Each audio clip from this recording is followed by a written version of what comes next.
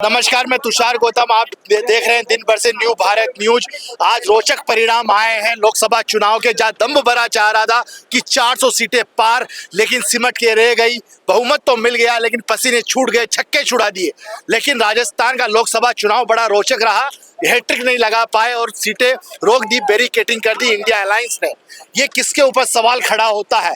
नरेंद्र मोदी, अमित शाह या भजन लाल शर्मा, जो दावे ठोकते थे, ईआरसीपी का दावा ठोकते थे, उनका क्या हाल हुआ, क्या हर्ष हुआ? जयपुर ग्रामीण सीट अनिल चोपड़ा, जो अभी हाल सर्टिफिकेट तो नहीं मिला है, लेकिन राव राजेंद्र सिंह आगे चल रहे हैं और बहुत ही कम मार्जिन है। एक अनिल चोपड़ा युवा नेता है, पहली बार मेंबर ऑफ पार्लियामेंट का इलेक्शन लड़ रहे हैं और काफी रोचक और टक्कर का मुकाबला दिया है।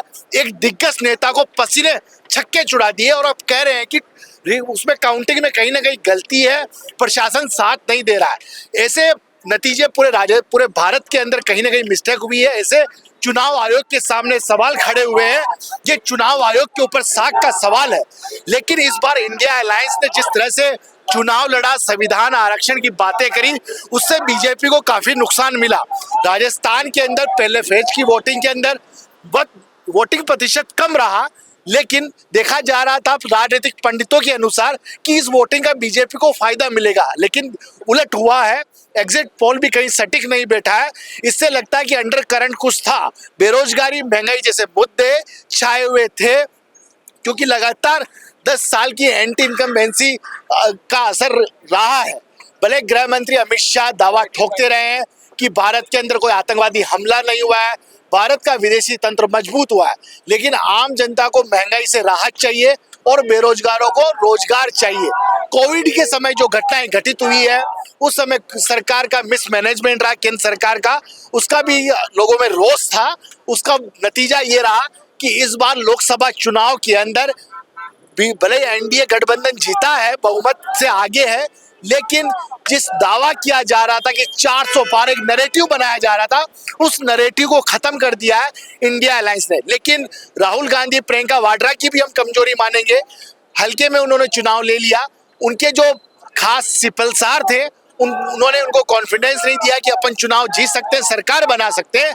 लेकिन इस बार यहाँ पर एक अलग ही रहा। हम लोगों से बातचीत करेंगे। देखो, यहाँ पर ये काउंटिंग के बाहर हूँ और यहाँ पर तालियां पीटी जा रही है। आप कहाँ से हैं सर? मैं अनिल चोपड़ा जी के यहाँ से ही हूँ, गाँव से हूँ, मांगियाबाद। अच्छा, एक चीज बताइए, इंडिया अलायंस है, इस बार अच्छा किया है। अनिल चोपड़ा के साथ क्या हुआ है?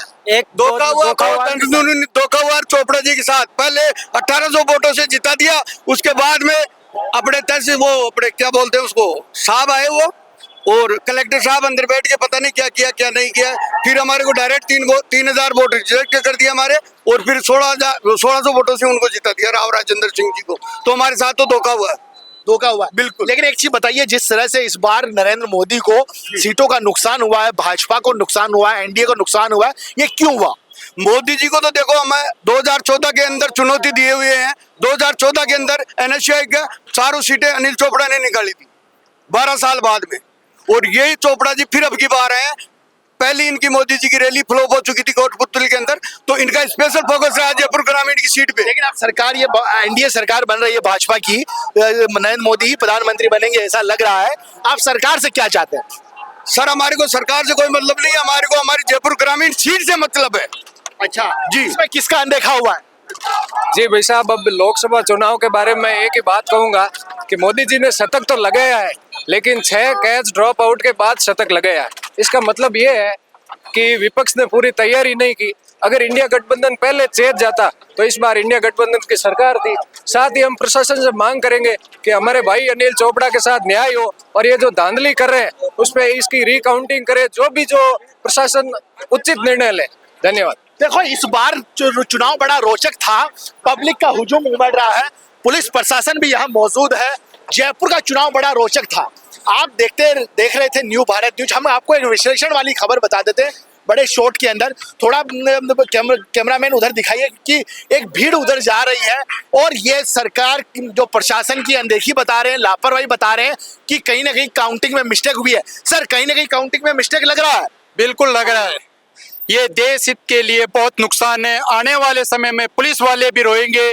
जैसे तानाशाही चल रही है, ये बहुत पुलिस वालों की। हाँ, ये किसकी गुंडागर्दी है सर? थोड़ा इधर आइए। सुनो, परमात्मा माफ नहीं करेगा जिसने भी गड़बड़ की है, बहुत माफ नहीं करेगा। मालिक देख रहा है, ऐसे नहीं चलती है। प्रशासन न्याय के खिलाफ बहुत नहीं बोलता है। क्या गुनाह कर दिया प्रशासन ने? पहले हमारे को बैलेट पेपर में 2000 वोटों से जिता दिया, बाद में किसानों ने मोदी ने मरवा दिया। 700 किसानों ने क्या कह रहे हैं? 700 किसानों को ने तो मोदी ने मरवा दिए। अच्छा, हाँ, तो वो किसानों की बद्दुआ लगेगी। राजस्थान में 25 सीट मोदी की थी, 11 सीट आ गई कांग्रेस की। कहाँ गया मोदी? ये देख लो, हरा रहे हैं। हमारे 3-3 हजार वोट रिजेक्ट होते हैं क्या? सेना के अधिकारी, पढ़े लिखे हुए अधिकारियों की वोट रिजेक्ट करवा रही हो, ये कौन सा तानाशाही है? ये देश में तानाशाही चल रही है। ये बिल्कुल चल रही है। आने वाले टाइम में पाकिस्तान से भी ज्यादा बेहतर काम होगा, देख लेना। आदमी आदमी को मारेगा पत्थर से, ये बोल रहे हैं ना, चौथा युद्ध होगा, देख लेना आने वाले समय में। आप क्या कह रहे हैं? थोड़ा इधर। आपका क्या मोदी, नाम है? हिमांशु शर्मा, मोदी फैक्टर पर चुनाव लड़कर पूरे देश में राम रीति कर चुनाव लड़ रहे थे। मोदी जी को ये जानकर आज बड़ा ही दुख होगा कि जहां से वो राम जी को अयोध्या मंदिर लाए, राम जी के नाम पर उन्होंने धर्म में लोगों को डाला और वहीं से उनकी सीट हार रही है। फैजाबाद से बीजेपी बहुत पीछे चल रही अयोध्या है। से चुनाव हार रही है। अयोध्या फैजाबाद बहुत बड़ा असेंबली चेहरा में। स्मृति ईरानी, बिल्कुल। स्मृति ईरानी को धूल चटा दी है। अयोध्या असेंबली आता है फैजाबाद, फैजाबाद से पहले चरण से बीजेपी हार रही है। भाजपा पार्टी तो गुम हो गई और मोदी पार्टी बन गई। मोदी ऊपर है क्या भाजपा से? मोदी पीछे है, भाजपा पहले है। तो मोदी ने तो बीजेपी को समेट दिया।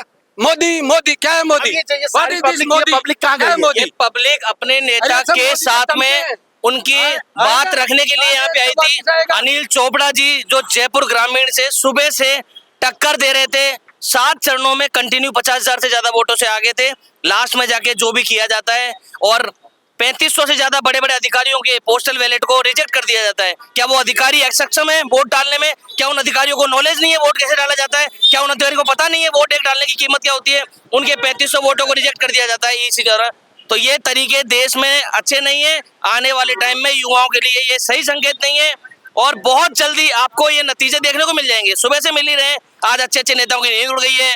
मोदी मीडिया फोन लगा रहा है, सबसे बात हो रही है, सरकार बनाने में दिक्कत आ रही है, दूसरे नेताओं को याद कर रहे हैं, तब जाके अभी तक सरकार क्लियर नहीं है। और अभी भी हम बात करेंगे, राजस्थान के अंदर 25 सीटें होती थी और दावा किया जाता है कि हैट्रिक लगेगी, 25 की 25 आएगी, लेकिन 11 सीटें पहले भी कांग्रेस के 25 खाते में, मतलब हैट्रिक लगने वाली थी, लेकिन इस बार रोक दिया। ये कारण क्या है? 25 सीटें तो राजस्थान में कभी ला ही नहीं पाए। पहले भी चॉइस थी, एक सीट जो नागौर से हनुमान जी बेनीवाल की है वो तो हमेशा से सेफ सीट है, ठीक है। 25 सीट लाने की पिछले 6 महीने से राजस्थान के मुख्यमंत्री भजन लाल जी 6 महीने से हल्ला काट रहे हैं हेलीकॉप्टर में बैठ के कि 5 लाख वोटों से हर सीट जिताऊंगा। राजस्थान में अभी तक कोई भी सीट ऐसी जीत घोषित नहीं हुई है जो 5 लाख वोटों से जीती हो। और 25 में से 13 सीटों पर चुनाव जीतने के बाद अगर ये खुशी का झंडा लहराते हैं तो मेरे हिसाब से नहीं ले रहा पा रहे खुश का झंडा। आज अभी मैं भाजपा कार्यालय से आ रहा हूँ, वहाँ मायूस छाए हुए ना लड्डू, 1100 किलो का लड्डू का ऑर्डर कर दिया था, लेकिन हम जैसे पत्रकारों को और किसी जवान जो कार्यकर्ताओं को लड्डू नहीं खिलाया। तो उन दुकानदारों का नुकसान कराकर उन गरीब, उन जो व्यवसाय कर रहे थे उन लोगों को 6 महीने से प्रताड़ित किया जा रहा है कंटिन्यू। हर मार्केट में यही चल रहा है। भजन लाल जी की सरकार जब से आई है, एक दुकानदार को परेशान करने के अलावा और एक आम आदमी को परेशान करने के अलावा कोई तीसरा काम नहीं किया है। आइए बातचीत करेंगे। आगे आप कहाँ से? पर्ची सरकार ने फर्जी बना गया है आज। हाँ? मैं शाहपुरा तहसील से हूँ। हाँ। पर्ची सरकार है ना, उसने बहुत गलत किया है। पर्ची सरकार ने पर्ची सरकार ने क्या क्या गलती करी है? क्या क्या गलती है? किसान का बेटा बहुत मेहनत करके इतने आगे पहुंचा, उसी साल बहुत इंसिडेंट उनके साथ बहुत बेतीजी हुई है, उनको जीते हुए कैंडिडेट को हरा गए, ये बहुत नाइंसाफी हुई अब है। जो मोदी सरकार बन रही है, मोदी सरकार के लिए कुछ क्या कहना है? मोदी सरकार बहुत गलत बन रही है, अभी क्या मेरे बन हिसाब रही है? से बननी नहीं चाहिए, बनी नहीं है। मोदी सरकार में टक्कर नहीं बराबर। राहुल गांधी बात कर रहे हैं नीतीश कुमार से नहीं, राहुल गांधी ने ऐसा कोई भी वीडियो या फुटेज या लीगल ऑफिशियली स्टेटमेंट जारी नहीं किया है जिससे वो इस नीतीश कुमार के सामने जाकर बात कर रहे हैं या हाथ जोड़ रहे हैं। ये मीडिया सबसे गंदा यूज किया है मोदी जी ने।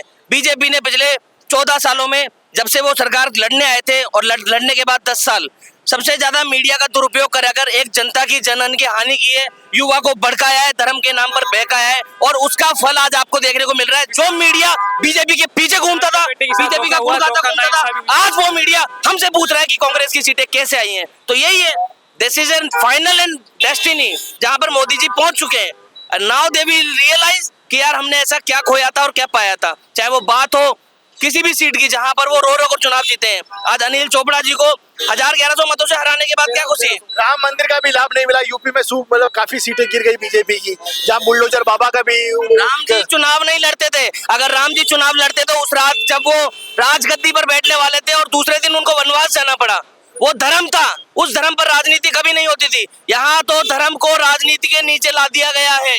मंदिरों पर राजनीति हो रही है, मस्जिदों पर राजनीति हो रही है, दो पक्षों को लड़ाया जा रहा है, दो पक्षों को तोड़वाया जा रहा है, हजारों करोड़ रुपए का नुकसान हो रहा है। मैसूर में जाकर एक एक दिन के 90 लाख रुपए का बिल पेंडिंग हो रहा है। तो ये देश के युवा को कमा कमा कर चुकाना पड़ेगा। और हम लोग इसके लिए नौकरी नहीं कर रहे मोदी जी कि हम अपनी कमाई आपको टैक्स के रूप में चुकाएं।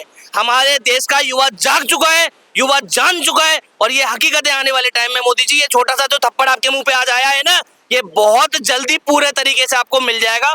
पूर्ण तरीके से आपकी सरकार जाएगी। बातचीत करेंगे। आप कहाँ से हैं? मैं सांगानेर से हूँ। अच्छा, आपका क्या कहना है? मेरा ये कहना है कि भगवान श्री राम ने बता दिया है कि आप भगवान श्री राम को लेके नहीं आए हो, भगवान श्री राम आपको इस धरती पे लेके आए हैं। और अयोध्या की सीट ने जो थप्पड़ मारा है ना बीजेपी को, ये सबक है पूरे देश के लिए, क्योंकि भगवान राम को ये लोग नहीं लाए हैं, भगवान राम पूरी पृथ्वी को बसाए हैं। तो भगवान राम के नाम पे इन लोगों ने जो रोटी सिक्के खाई है ना, जो कह रहे थे जो राम को लाए हैं हम उनको लाएंगे, अयोध्या वाली सीट हार गए। थप्पड़ पड़ा है, थप्पड़ बीजेपी के मोदी जी के सिर पे थप्पड़ पड़ा है। ये पूरी जो स्मृति ईरानी राहुल गांधी को चैलेंज करती थी कि एक बार तो 80,000 वोटों मायने से वो हार गई है, सीट हार गई है। शुरू से वो 50,000 से वोटों से चल रही है, 80,000 पे आ गई, लाख पे आ गई। इतनी बुरी स्थिति हो गई स्मृति ईरानी राहुल गांधी सामने लड़ने के लिए बोल रही है, उसकी जमानत जब्त होती है बस। अब एक चीज, अब एक न्यूटन बात करते हैं अपन, सारी चीजें आप जनता है, देखो सरकार वो बना रहे हैं, लेकिन अब आप मोदी जी से क्या चाहते हैं? मोदी जी से चाहते हैं गलत नहीं हम चाहते हैं कि इन जो सरकारी संस्था हैं इनको निपट अपना काम करने दें, इनको परेशान ना करें बेचारों को।